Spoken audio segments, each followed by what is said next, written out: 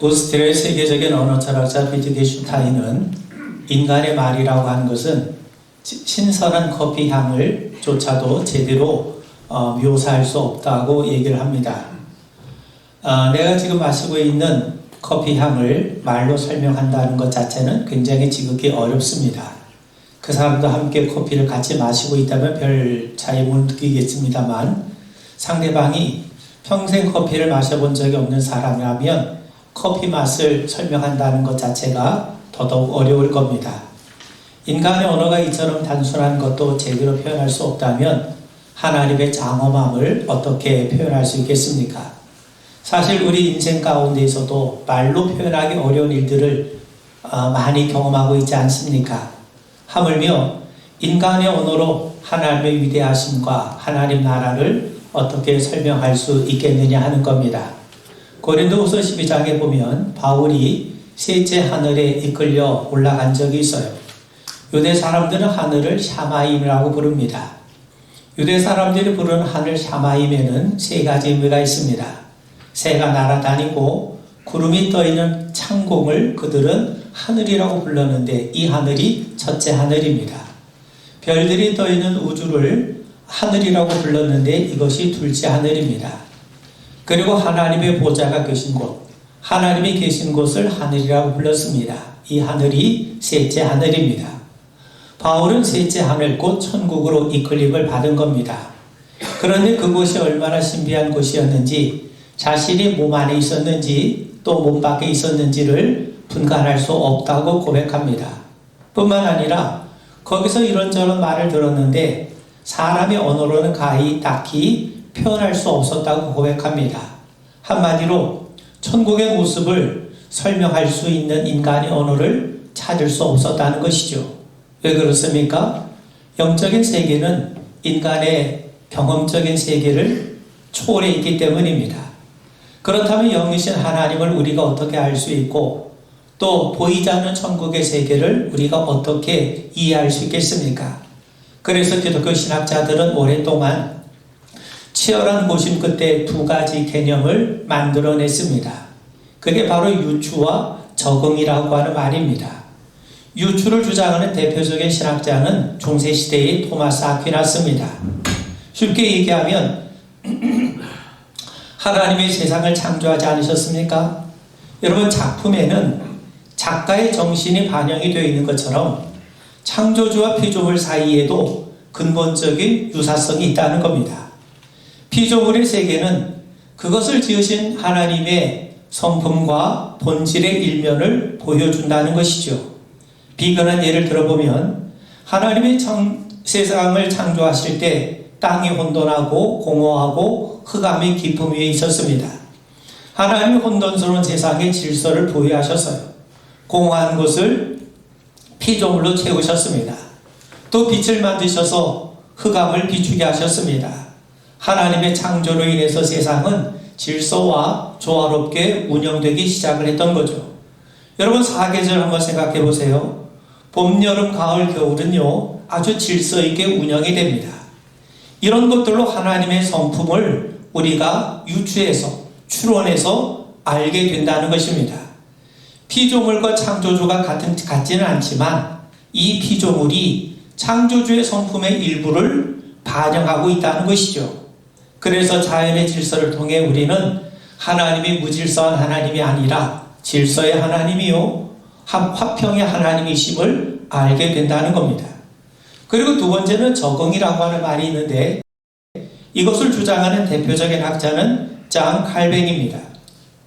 적응이라고 하는 것을 쉽게 얘기하면 하나님이 인간의 수준에 맞게 자신을 드러내신다는 겁니다. 여러분, 좋은 교사는 학생의 수준에 맞게 가르쳐야 좋은 교사입니다. 여러분, 이제 갓 초등학교 들어간 학생에게 교사의 그 유식함을 드러내기 위해서 미적분을 가르친다면 좋은 교사일 수가 없는 거죠. 학생이 이해할 수 있는 수준에 맞게 가르쳐야 좋은 교사입니다.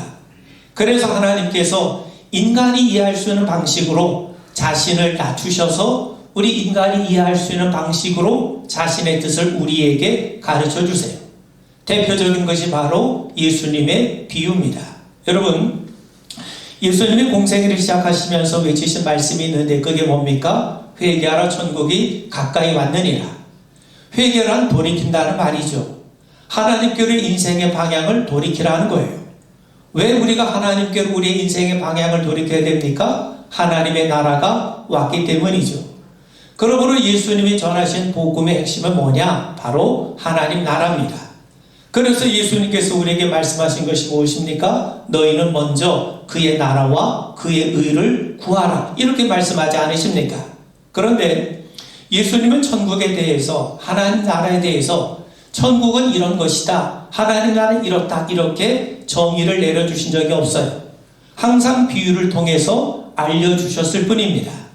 예수님은 당시 사람들이 쉽게 접할 수 있는 그런 언어와 예화를 적절히 사용하셔서 하나님 나라에 대해서 우리에게 말씀해 주셨던 겁니다. 여러분, 오늘 우리가 읽은 이 말씀은 예수님의 비유 가운데서도 너무나도 우리가 잘 아는 내용입니다. 44절 본문을 제가 다시 한번 읽어보면, 천국은 마치 밭에 감춘 보화와 같으니 사람의 일을 발견 후 숨겨두고 기뻐하며 돌아가서 자기 소유를 다 팔아 그 밭을 사느니라.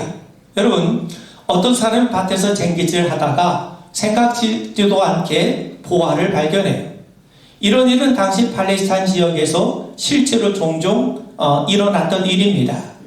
그때는 여러 복합적인 정치적, 사회적 상황으로 인해서 보화를 땅에 감춰두는 경우가 많았던 것이죠.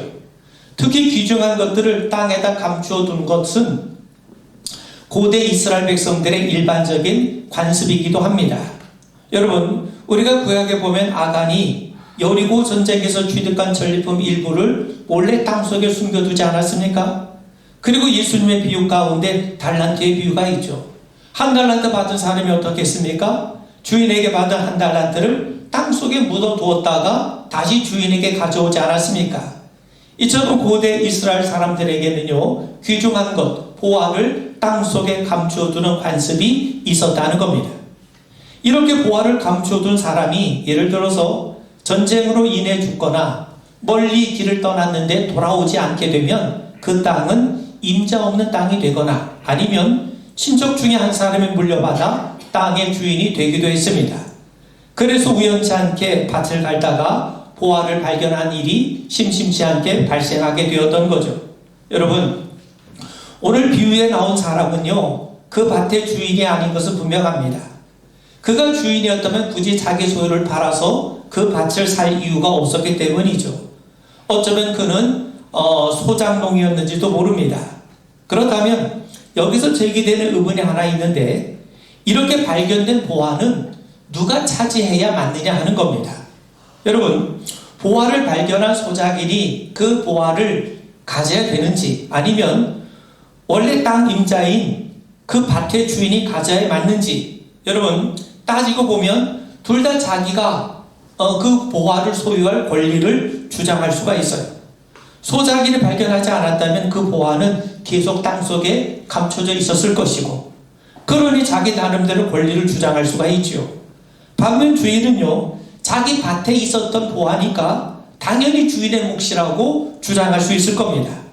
그런데 엄밀히 따지면 그 보화는 원래 그 밭의 주인의 것도 아니지 않습니까? 여러분, 그래서 탈무드에 보면 이런 경우에는 소작인의 딸과 주인의 아들을 혼인시켜가지고 두 집안이 사이좋게 나눠 가졌다는 이야기가 나오기도 합니다. 그런데 여러분, 엄밀히 말하면 그 보화는 잃어버렸던 보화를 주인이 되찾은 것이 아닙니다. 다른 사람이 찾은 거예요. 주인이 있는 보화가 아니라 주인이 없는 보화를 소작인이 발견한 것이죠. 그래서 일반적으로 당시 유대인의 관습에 따르면 보화는요, 그것을 발견한 사람의 몫이 되는 겁니다. 구태여 자기가 보화를 발견했다고 해서 주인에게 굳이 알리지 않아도 되는 일입니다. 그래서 오늘 비유에 나오는 이 소작인은 자기가 보화를 발견했다는 사실을 구태여 주인에게 알리지 않았던 겁니다. 왜냐하면 그 보화는 엄밀히 따지면 그 밭의 주인의 것도 아니기 때문이죠. 그런데 오늘 비유에 나오는 소작인은요, 자기가 보화를 발견했음에도 불구하고 기꺼이 자기의 소유를 다 팔아서 그 밭을 샀다는 겁니다. 여러분, 사람들은요, 자기가 보화를 차지하는 것을 합법화시키기 위해서, 합리화하기 위해서 밭을 산 것이 아니냐. 그렇다면 그의 행동은 비난받아 마땅하고 비양심적이고 비윤리적이지 않냐. 이렇게 우리가 비난할 수 있을지도 모릅니다. 그런데 앞서 말씀드린 것처럼 그 보화는요, 원래 그 밭의 주인의 것이 아닙니다. 그래서 당시 유대적인 관습에 따르면 그 소작이는요, 굳이 밭을 팔지 않아도, 자기의 소유를 팔아 그 밭을 사지 않아도 얼마든지 그 소유를 소유할 수가 있어요. 그런데도 그는요, 기뻐하며 돌아가서 자기의 소유를 다 팔아 그 밭을 샀다는 겁니다. 그렇다면 여기서 우리가 생각해야 될 것이 무엇이냐? 여러분, 예수님이 말씀하신 것은 비유입니다. 예수님은 불로소득이나 일확천금이나 횡재를 말씀하신 것이 아닙니다. 그 소작인의 행동이 윤리적이냐 양심적이냐 하는 것을 논쟁하기 위해서 말씀하신 것이 아니라는 거예요. 예수님께서 말씀하시고자 하시는 주된 내용은 바로 천국 하나님 나라입니다. 그래서 여기서 중요한 것은 소작인이 보화를 발견했다는 사실도 중요하지만 그 소작인이 보화를 발견한 이후 어떤 행동을 취했느냐, 그것이 중요한 거죠. 그는 기뻐하며 돌아가서 자기 소유를 팔아 밭을 샀다는 겁니다. 여기서 핵심은 뭐냐? 기뻐했다는 겁니다. 보화를 발견했을 때 그는 기뻐했어요. 어느 정도로 기뻐했냐면 자기 소유를 다 팔 만큼, 더 구체적으로 말씀을 드리면 자기 소유를 다 버려도 될 만큼 기뻐했던 거예요. 그래서 그는 자기 소유를 마지못해 판 것이 아니라 기뻐하며 자기 소유를 팔아서 그 보화를 소유했다고 말씀합니다. 그만큼 자기가 발견한 보화는요, 자기가 가지고 있는 모든 소유를 다 처분하고도 남을 만큼 자신에게 충분한 기쁨을 주는 것을 확신했기 때문인 것이죠. 아마 그의 관심은 오직 보화에 가 있을 겁니다. 내가 보화를 발견했구나, 내가 보화를 소유하겠다, 그 생각으로 가득 차 있었을 겁니다. 여러분, 예수님이 오늘 말씀하신 비유의 핵심이 여기에 있어요. 우리에게 하나님의 복음이 들려집니다. 하나님이 그리스도 예수를 통해 우리의 죄와 허물을 용서하셨어요. 그리스도의 거룩한 옷을 우리에게 허락해 주심으로 우리가 하나님 앞에 의롭다고 인정을 받게 해주셨어요. 또 그리스도를 통해 우리를 하나님의 백성으로 삼으시고 자녀 삼으셨어요. 이 말은 하나님이 우리의 왕이 되시고 우리의 아버지가 되시고 우리를 돌보시고 우리의 인생을 책임져 주신다는 말입니다. 사실 이것이 하나님 나라 아닙니까? 하나님 나라라고 하는 것은요, 우리가 하나님의 다스림을 받고 하나님의 보호를 받고 하나님의 통치를 받는 나라, 그게 바로 하나님의 나라인 거죠. 여러분, 예수님의 십자가를 통해 우리를 구원하신 목적이 뭡니까? 죄와 사망에서 우리를 건지신 목적이 무엇입니까? 우리를 하나님의 다스림을 받는 하나님 나라 백성 되게 하시기 위해서입니다. 그러므로 천국 곧 하나님의 나라가 복음인 것이죠. 이제 그 복음이 그리스도 예수를 통해 우리에게 임했어요. 그렇다면 복음에 대해서 우리는 어떻게 반응을 해야 되는가? 이것이야말로 우리의 정신줄을 놓을 만큼 기쁜 소식이 아닙니까? 우리가 정말 몰두할 수밖에 없는 복된 소식 아닙니까? 우리는 과연 하나님 나라에 대해서, 복음에 대해서, 주님에 대해서 그런 반응을 보이고 있습니까? 지금 예수님은 이 비유를 통해 그걸 우리에게 말씀하는 거예요. 보화를 발견했을 때 그 소작이는 얼마나 기뻐했습니까? 하나님께서 그리스도 예수를 통해 우리에게 복음을 들려주시고 우리에게 하나님 나라를 우리에게 선포하셨을 때 과연 우리는 그 소작인과 같은 기쁨의 반응을 주님 앞에 보이고 있느냐는 거죠. 요즘 시절이 어렵다 보니까 주식 열풍이 불고 있지 않습니까? 예전에도 마찬가지였습니다만 대학생들도 주식에 관심을 가지고 있고 심지어는요, 목회자들도 주식에 빠져있는 분들이 계세요. 그들은 온종일 스마트폰을 바라보면서 주식 등락에 몰두합니다. 주가가 오르면 기뻐하고 주가가 떨어지면 슬퍼하고 괴로워하고. 여러분, 하나님 나라에 대해서, 복음에 대해서 우리는 과연 그러한 관심과 태도를 보이고 있습니까? 소작이는 기뻐하며 자기 소유를 팔았습니다. 하나님 나라에 대해서, 복음에 대해서 우리의 반응과 우리의 태도가 바로 그러해야 함을 예수님은 비유를 통해 우리에게 말씀하고 계신 거예요. 여러분, 오늘 비유가 기록된 마태복음을 기록한 사람은 마태입니다. 마태는 세리로 알려져 있어요. 로마는 그 자신이 정복한 민족에게 효율적으로 세금을 거두기 위해서 속주민 가운데 세리를 선발을 했죠. 세리는 로마 정부로부터 합법적으로 세금을 거둘 수 있는 권리를 부여받아서 자국민에게 세금을 거두고 일정한 금액은 로마에게 납부를 하고 나머지를 자기 몫으로 삼게 됩니다.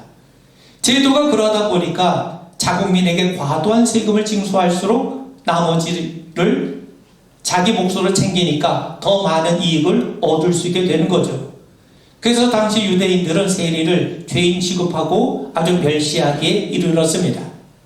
실제로 세리들은요, 로마 정부의 비호 아래 유대인들에게 과도한 세금을 부과하면서 많은 돈을 착복했던 것이 사실입니다.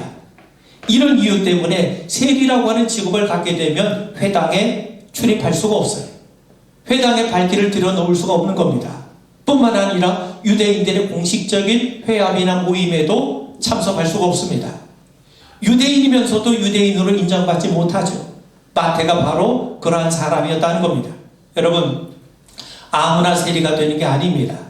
친로마적인 성향을 가져야 되고 계산에도 능해야 되고 특히 로마 관리들과 연줄이 다 있어야 돼요. 아마 마태도 로마 관리들에게 뇌물을 주고 세리직을 얻었는지도 모릅니다.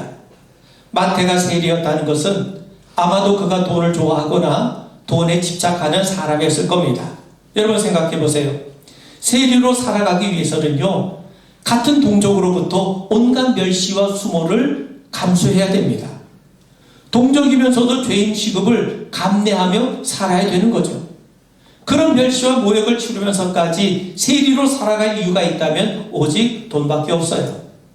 마태는 모욕을 당할수록 더욱 돈에 집착했을 것이고, 돈은 세리라고 하는 모욕과 멸시를 받으면서도 세리직에 연연했던 이유가 되었을 겁니다. 그런데 그런 마태가 예수님의 부르심을 받아요. 마태복음 9장 9절에 보면 예수께서 그곳을 떠나 지나가시다가 마태라는 사람이 세관에 앉아있는 것을 보시고 이르시되 나를 따르라 하시니 일어나 따르니라. 예수님은 세관에 앉아있던 이 마태에게 나를 따르라고 말씀하세요. 나를 따르라고 하는 말은 단순한 부르심이 아니라 제자가 되라는 겁니다. 좀 더 직설적으로 얘기를 하면 너 지금 하고 있는 세리직을 내려놓고 예수님의 제자가 되어서 예수님을 따르라는 거예요. 그런데 놀라운 사실은 마태가 예수님을 따르게 되었다는 겁니다.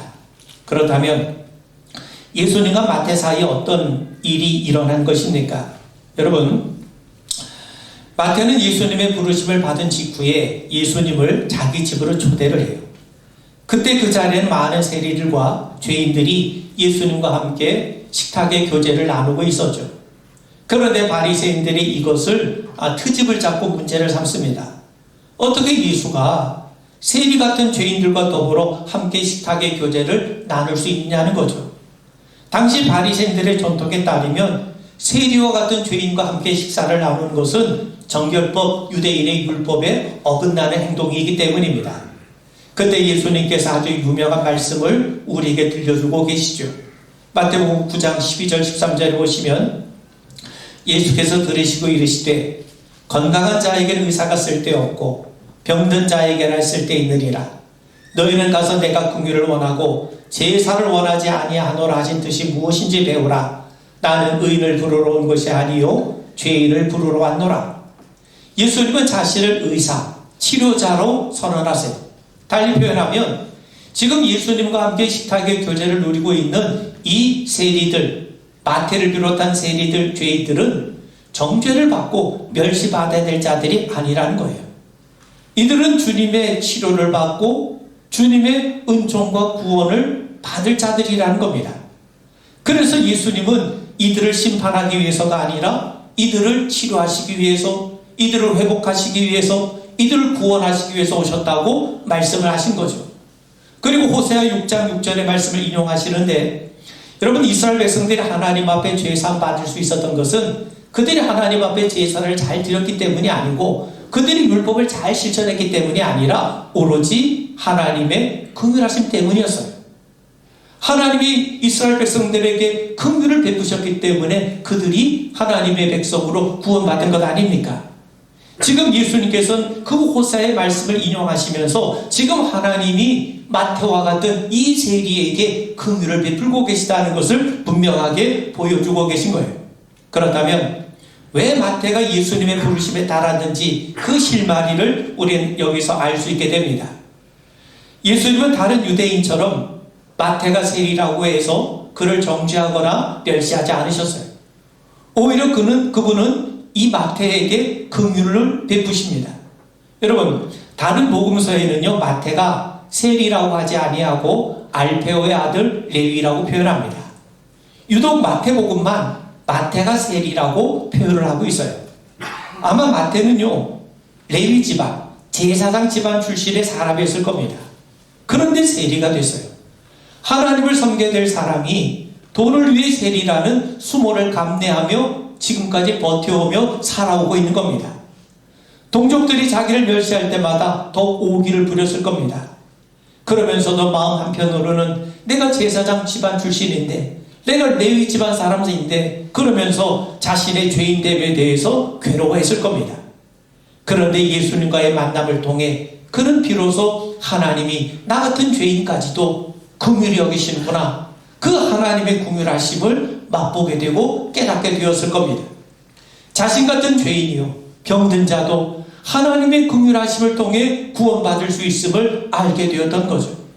그는 비로소 예수님을 통해 보화를 발견한 겁니다. 그래서 그는 마지못해서가 아니라 기쁘게 자기 소유를 팔아 자기의 소유를 버리고 그 보화를 찾은 그 소작인처럼 그는 세리직을 버리고 기쁘게 예수님을 따르기로 결심을 하게 이르렀던 겁니다. 여러분, 예수님을 만난 두 사람의 이야기가 있어요. 두 사람이 예수님을 만납니다. 한 사람은 부자 청년이에요. 그는 유대 관원입니다. 그는 어떻게 내가 영생을 얻게 될까, 그 영생에 대한 관심도 갖고 있어요. 그런데 예수님께서 네 소유를 팔아 가난한 사람들에게 내어주고 너는 나를 따르라 말씀합니다. 근데 그 말씀에 그는 심히 근심하여 예수님을 떠나게 됩니다. 그에게 예수님은요, 자기 모든 것을 버리고도 남을 만큼, 자기 모든 걸 포기하고도 남을 만큼 기쁨을 주는 그런 분이 아니었던 것이죠. 반면 바울은 예수님을 만나고 난 이후 자신이 지금까지 자랑했던 이 모든 것을 다 배설물처럼 여기게 되죠. 그는 정통 바리새인입니다.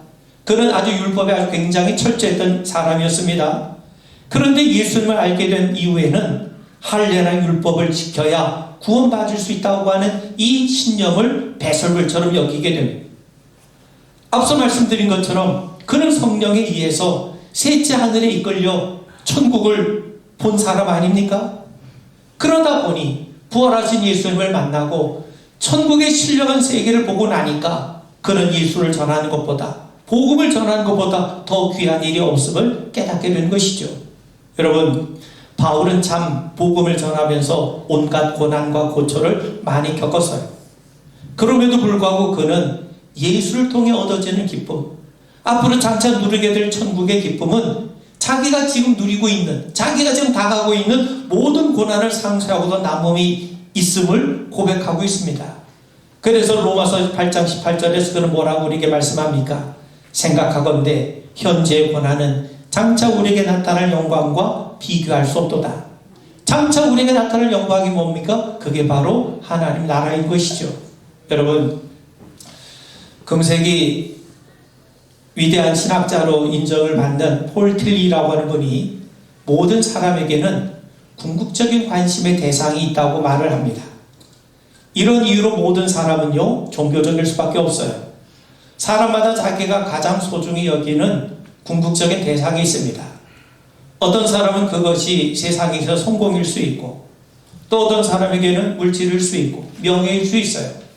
또한 가정과 자녀일 수 있고, 또 나라와 민족에 대해서 궁극적인 관심을 갖고 있는 사람도 있을 겁니다. 그럼에도 누구든지 궁극적인 관심의 대상은 하나일 수밖에 없습니다. 그것이 무엇이든지 바로 그 보화가 우리의 인생과 운명을 결정하는 겁니다. 팀 켈러 목사님은 말씀하기를 우상이라는 게 뭐냐? 대개 자신이 가장 좋아하는 것을 궁극적인 대상으로 삼는 것, 그게 우상인 거예요. 그렇다면 우리가 가장 궁극적인 관심의 대상으로 삼고 있는 것은 무엇입니까? 예수님은 우리가 무엇을 궁극적으로 소중히 여길지 아주 신중하게 판단할 것을 우리에게 당부하고 계세요.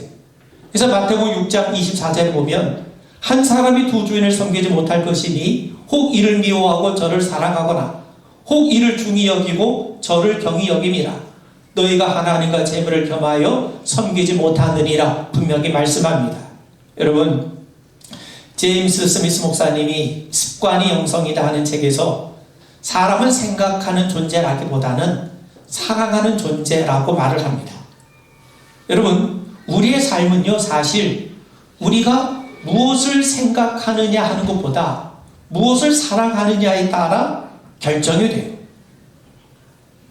여러분, 생각해 보세요.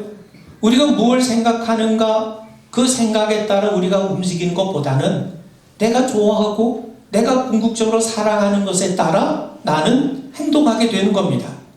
그래서 예수님은 인생의 방향을 결정하는 사랑을 아무한테나 주지 말라고 말씀합니다. 그렇다고 가족을 사랑하고 이웃을 사랑하지 말라는 것이 아니죠. 우리의 궁극적인 사랑은 오직 하나님께만 드려져야 하는 겁니다. 여러분, 우리의 궁극적인 보안은 하나님입니다. 하나님의 임재하심과 그분의 뜻, 하나님의 통치와 다스림과 돌봄을 받는 것, 그것이야말로 우리가 자기의 모든 소유를 팔고도 남을 만큼 기쁨이 넘치는 것임을 우리 분명하게 알게 되길 바랍니다. 여러분, 우리는 아브라함과 롯의 이야기를 잘 알죠. 아브라함은 조카 롯이 물이 넉넉한 요단을 선택했기 때문에 양보를 해요. 그는 그냥 척박한 땅에 머물게 됩니다. 조카 롯은 현실적인 판단을 따라 선택을 했고, 아브라함은 하나님께서 가나안 땅을 주시겠다고 하는 그 약속에 따라 선택을 하고 순종을 하게 된 거죠. 아브라함의 선택은요, 요즘으로 말하면 최고의 입지 조건을 가진 매장을 선택할 수 있는 기회를 양보한 겁니다. 조카에게 가장 좋은 입지의 매장을 양보하고 자기는 저기 골목 안쪽에 있어서 사람들이 그곳에 매장이 있는지 모를 그런 곳에 매장을 차린 거죠. 우리는 아브라함의 양보를 믿음으로 설명하지만 사실 아브라함처럼 선택하는 신앙인은 흔치 않습니다. 사실 그의 선택은 우리의 상식에 어긋나요. 여러분, 스타벅스 아시죠? 스타벅스 매장을 설계해서 제갈공명이라고 하는 소리를 듣는 아솔 루인펠드가 최고의 입지를 가진 매장을 임대하지 못했다면 차라리 그런 매장이 나타날 때까지 기다리라고 얘기합니다. 차선을 선택하지 말라고 그럽니다. 그의 관점에 따르면 아브라함의 선택은 그야말로 어리석은 결정이죠. 그런데 아브라함의 선택이 인간의 눈으로 보면 굉장히 어리석은 선택이지만 바로 그 선택이 하나님 나라를 세워가는 출발점이 되었다는 사실입니다. 아브라함과 조카 롯 두 사람 모두 하나님을 믿고 살았지만 결과는 확연하게 달랐어요. 롯은 풍요를 따라갔고 아브라함은 하나님의 약속을 따라갔습니다. 롯은 세상의 보화를 선택했고 아브라함은 하나님 나라를 위해 자기의 것을 포기하기로 결단을 했어요. 우리는 이후에 아브라함과 롯의 삶의 결과가 어땠고 어떤 삶을 살았는지를 알고 있습니다. 여러분, 신앙의 진실은 우리가 무엇을 가치 있게 보는가로 판명이 됩니다. 하나님 나라를 제대로 바라보지 못하면 세상에 대한 애착과 기득권을 내려놓을 수가 없어요. 미국의 짐 윌리스라고 하는 분이 경제가 가치보다 우선할 때 그 경제는 우상이 된다고 얘기합니다. 가치가 경제보다 우선해야 한다고 말을 하죠. 이걸 성경적으로 표현하면, 이걸 예수님이 하신 말씀으로 우리가 표현을 하면 무엇을 먹을까 입을까 마실까 보다 하나님의 나라와 그 일을 지키는 것이 우선해야 한다는 말입니다. 이런 시각이 누군가에게는 불편하게 들릴 수 있을지 모르겠습니다만 이것은 분명히 주님이 우리에게 주신 말씀인 겁니다. 사랑하는 성도 여러분, 우리는 하나님을 믿는 사람들입니다. 하나님 나라의 가치를 인정하지 않고 하나님을 믿는다는 것 자체가 어불성설 아닙니까? 예수님의 관심은 늘 하나님 나라에 있어요. 천국은 우리가 죽고 난 다음에 우리 믿음의 성도들이 가는 곳이기도 하지만 이 세상에서도 하나님을 하나님으로 인정하고 우리가 그분의 백성이 되어서 그분의 다스림을 받는 것이기도 하는 겁니다. 하나님께서 우리 안에 하나님 나라를 이루어 두시고 또 성령을 통해 우리를 통해 하나님 나라를 더욱더 확장해 나갈 수 있도록 역사하시기를 주의 이름으로 축원을 드립니다. 우리 기도하겠습니다. 우리에게 가장 궁극적인 관심이 우리 주님께 있게 하여 주옵시고 그 복음을 발견한 우리가 기뻐하며 주를 따를 수 있는 저희들 될 수 있도록 도와주시옵소서. 예수님 이름 받들어 간절히 기도하옵나이다. 아멘.